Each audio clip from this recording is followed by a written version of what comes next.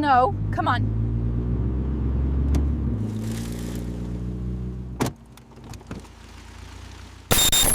My name is Rachel Harris, and I've never told this story to anyone before.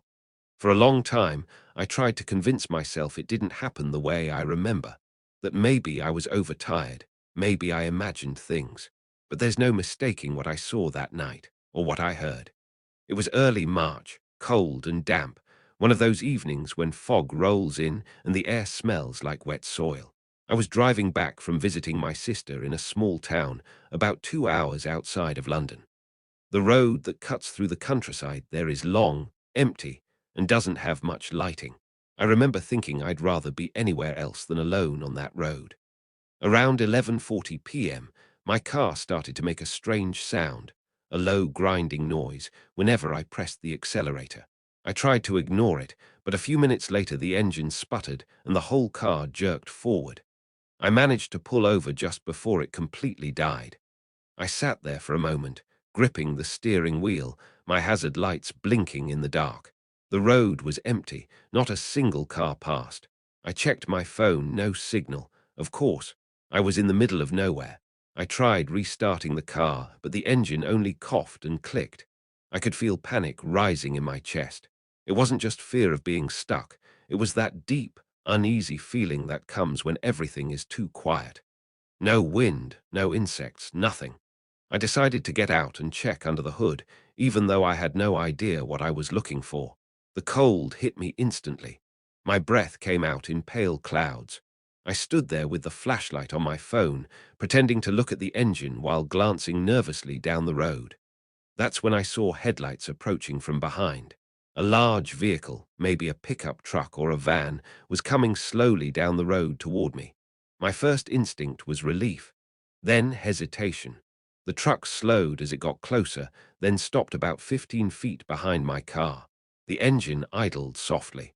For a few seconds, nothing happened. Then the driver's door opened, and a man stepped out.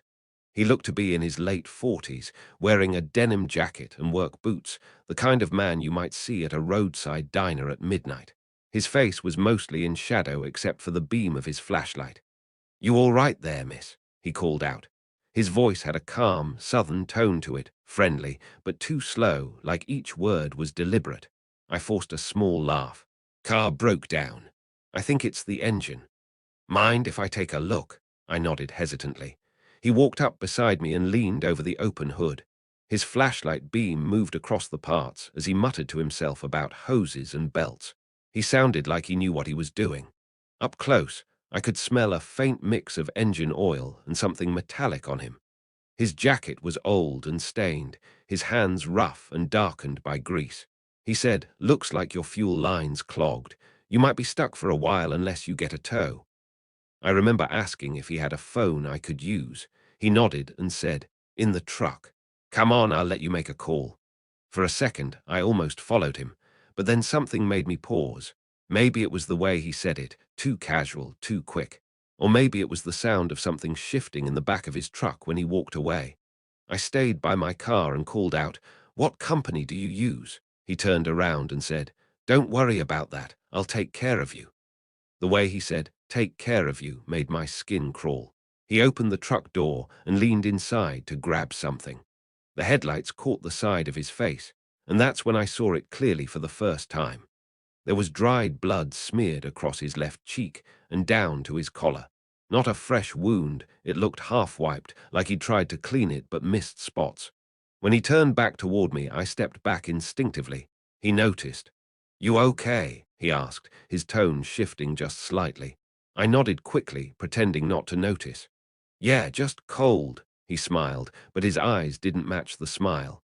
"Don't worry, I'll get you out of here." He reached into the back seat of his truck, and I saw it, a small leather purse sitting on the passenger seat. It was bright red, with a torn strap. I froze because I recognized it. That morning, I'd scrolled past a missing person alert online.